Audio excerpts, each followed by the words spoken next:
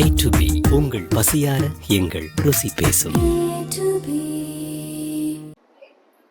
வீட்டு பணியாளருடைய 1985ஆம் ஆண்டு தான் முதல்ல வீட்டு பணியாளர்களுக்காக தேசிய அளவில் முதல்ல உருவாக்கப்பட்டது. ஆனால் இருந்தாலும் நம்முடைய மாண்புமிகு தமிழ்நாட்டினுடைய முதல்வராக டாக்டர் கலைஞர் தான் 2007ஆம் ஆண்டு தான் முதல்ல வீட்டு பணியாளர்களுக்கென தனியான வாரியம் துவக்கிய பெருமை டாக்டர் கலைஞருடைய சாதனை என்பதை நான் மகிழ்ச்சியோடு தெரிவித்துக் கொள்ள விரும்புகிறேன். குறிப்பாக நான் சொன்னல வளர்மதி, இந்த எஸ்களின் சுதா, இந்த MS சாமி, குலராமன், கீதா இவர்கள்லாம் உங்களுக்காக வீட்டு வேலை செய்கின்ற பணியாளர்களுக்காக பல ஆண்டுகளாக தொடர்ந்து உங்களுக்காக குரல் கொடுத்து கொண்டிருக்காங்க. குறிப்பா சொல்லணும்னா,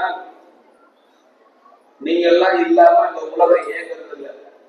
நான் ஏதாவது ஒரு 3-4 கூட்டம் போட்டு நான் வரல. நான் 250 கிலோமீட்டர் அந்தாண்ட இருந்து இந்த நிகழ்ச்சியில போய் கலந்துக்கணும், கீதாமா வளர்வதை உடனே வரணும்னு சொல்லி 4 வருஷத்துல நிகழ்ச்சியில கலந்துக்க முடியல.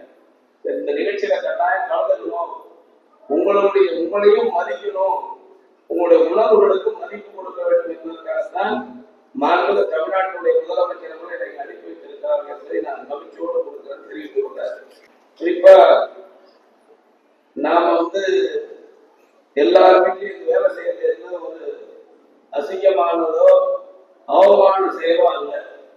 ஏன்னா வெளிநாட்டுல போய் வீட்டு வேலை செய்யறாங்க, ஃபாரின்ல இருந்து வேலை செய்யறவங்க அங்க கோட்டு பேண்ட் சூட்லாம் போட்டு வருவாங்க. அது என்ன வேலை செய்யறதுன்னு யாருக்கும் தெரியாது. ஆனா பணம் சம்பாதிச்சுட்டு வருவாங்க. நம்ம வெளிநாட்டுக்கு போக முடியாததுனாலதான் நம்ம நாட்டே வேலை செய்யணும். அதுல என்னென்ன வேலைக்கு போறோம்னா, சமையல் வேலை செய்யறோம், வீட்டை சுத்தம் பண்றோம், துணி துவைக்கிறோம், ஒவ்வொரு வீட்டுக்கு பால் பாக்கெட் போட்டு போறோம், பேப்பர் போட்டு பார்க்கிறோம், குழந்தைய பார்த்துக்கிறோம், வயதான பெரியவங்களை பார்த்துக்கிறோம். இது மாதிரி எல்லா வேலையும் செய்யணும். நீங்க இல்லாம ஒண்ணுமே இல்லை. 2019 நம்ம இது வந்துச்சு கொரோனா. அப்ப கொரோனா வந்தப்ப யார் உயிரோடு இருப்போம், யார் உயிரோடு இருக்க மாட்டோம் நமக்கே தெரியாது. ஒரே வீட்டுல இருப்போம், புருஷன் ஒரு இடத்துல படுத்திருப்போம், பொண்டாட்டி இடத்துல படுத்திருப்போம், நம்ம பிள்ளைங்க இடத்துல படுத்திருப்போம். யார் இன்னைக்கு சாப்பா நமக்கு தெரியாது. திடீர்னு பார்த்தா கொரோனா இருக்கும். ஹாஸ்பிட்டல்ல போனா ஹாஸ்பிட்டல் என்ன செய்யுது, எந்த உயிர் போன பிறகும் அதை கொண்டு கூட அடக்கம் பண்றது யாருக்கும் இல்லை. அடக்கம் பண்ணா எல்லாருக்கும் பாராட்டு. அந்த மாதிரி இருந்த சூழ்நிலையில தமிழ்நாட்டுடைய முதலமைச்சரான மன்னர் தளபதி மு.க. ஸ்டாலின் தமிழ்நாட்டுடைய முதலமைச்சராக வந்தார். அவர் முதலமைச்சராக வந்துதான் நமக்கு எல்லாம் நிறைய புதிய புதிய உதவிகளை செஞ்சிருக்காரு.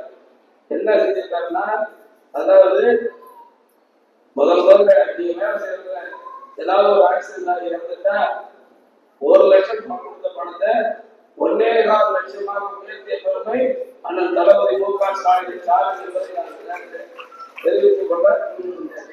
அதே மாதிரி வீட்டுல இருக்கும்போது இறந்துட்டாங்கன்னா அவங்களுக்கு பார்த்தீங்கன்னா 20,000 இயற்கை மரணம் தான், 30,000 கொடுக்க சொல்லியிருக்காரு.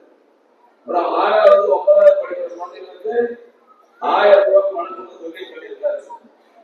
எல்லாரோட என்ன பெரிய சிறப்பு அப்படின்னா, எல்லா பெண்களும் சென்னை மாநகரத்தில் சரி, திருச்சி, மதுரை, கோவை, சேலம் மாதிரி பெரிய நகரங்கள், திருப்பூர் போன்ற இடங்கள்ல வேலைக்கு போற பெண்களுக்குலாம் விடியல் பயணம் பஸ் நீங்க பணம் கொடுக்காம போகக்கூடிய நிலை இந்தியாவிலே உலகத்தில் முதல்ல கொண்டு வந்த பெருமை நம்முடைய தமிழ்நாட்டு முதலமைச்சரை சார்ந்த.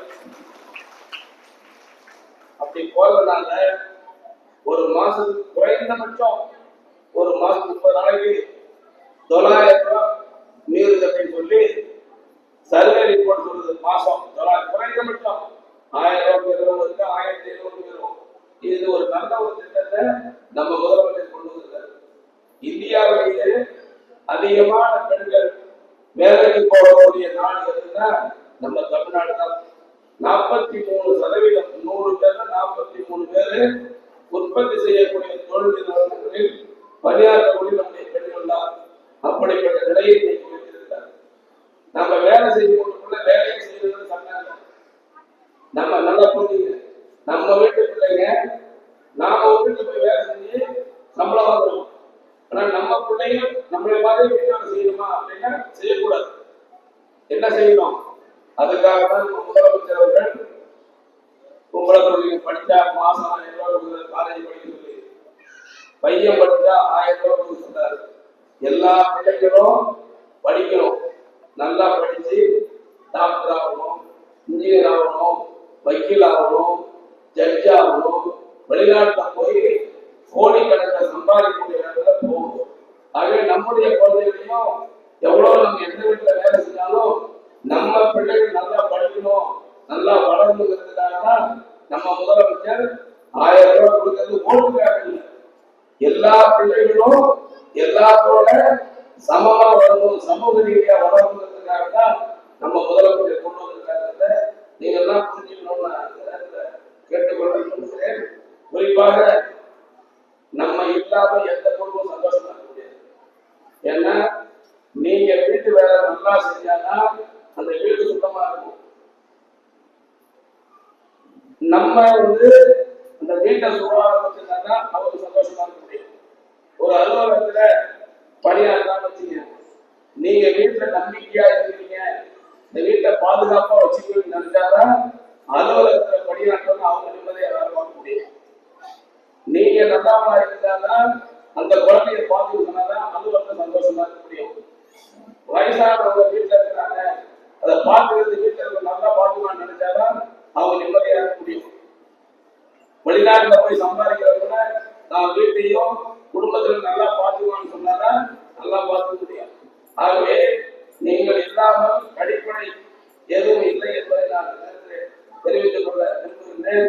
நம்முடைய மாண்பு தமிழ்நாட்டுடைய முதலமைச்சர் அவர்கள் இதுவரையிலும் 92,050 பேர் நம்முடைய இந்த வீட்டு பணியாளர்கள் அந்த வாரியத்துல பதிவு இதுவரையும் பார்த்தீங்கன்னா 92,050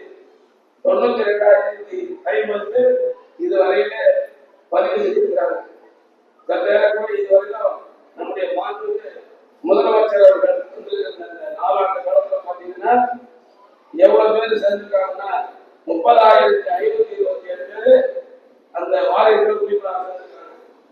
இந்த 4 வருஷத்துல 28,180 பேர் பயன் பெற்றிருக்காங்க.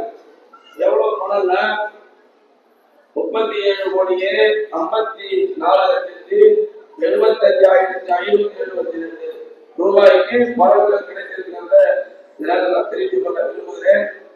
குறிப்பாக வந்திருக்கிற எல்லாரும் ஒரு மனசுல உறுதி வேண்டும். நாம வீட்டு வேலை செஞ்சுட்டு இருக்கோம். எதிர்காலத்தில் நம்ம பிள்ளைங்க வீட்டு வேலை செய்யக்கூடாது.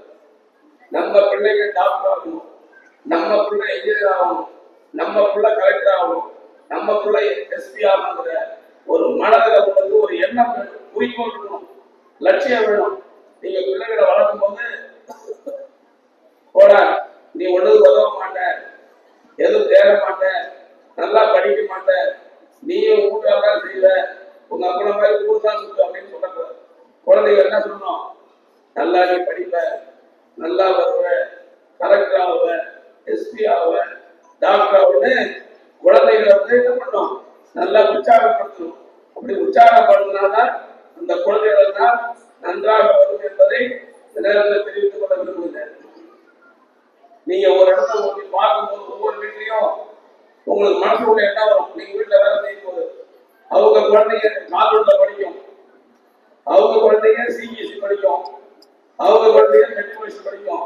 அதனாலதான் நம்முடைய முதலமைச்சர்கள் காலை உணவு திட்டத்தை கொண்டு வந்த நோக்கம் என்னன்னா ஆரோக்கியமாக படிக்க வேண்டும் என்பதற்காக தான் நம்முடைய முதலமைச்சர் தளபதி அவர்கள் காலை உணவு திட்டத்தை கொண்டு வந்து இன்னைக்கு சிறப்பாக நிறைவேற்றிருக்காங்க. இந்த திட்டத்தை பார்த்துட்டு இன்னைக்கு இங்கிலாந்து நாட்டுல பிரிட்டிஷ் கவர்மெண்ட் அவங்களே இந்த காலை உணவு திட்டத்தை கொண்டு வர சொல்லியிருக்காங்க. நாட்டு பிரதமர் கனடா நாட்டுல இந்த திட்டம் கொண்டு வர சொல்லியிருக்காங்க. ஆகவே இதெல்லாம் எதுக்குன்னா மாடி வீட்டில் இருக்கக்கூடிய அவர் வீட்டு பிள்ளைகள் மட்டும் உயர்ந்த படிப்பு படிக்கட்டும், நம்ம வீட்டு பிள்ளைகளும் அந்த உயர்ந்த இடத்துக்கு வர வேண்டும் என்பதற்காகத்தான் நம்முடைய முதலமைச்சர் இத்தகைய திட்டத்தை கொண்டு வந்திருக்கிறார் என்று நான் தெரிவித்துக் கொள்ள விரும்புகிறேன்.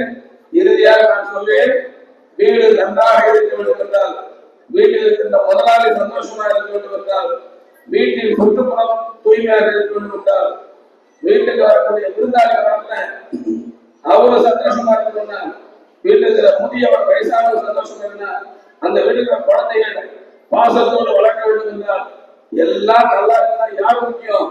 நீங்கள் எல்லாம் அதற்கெல்லாம் முக்கியமாக இருக்கிறீர்கள்.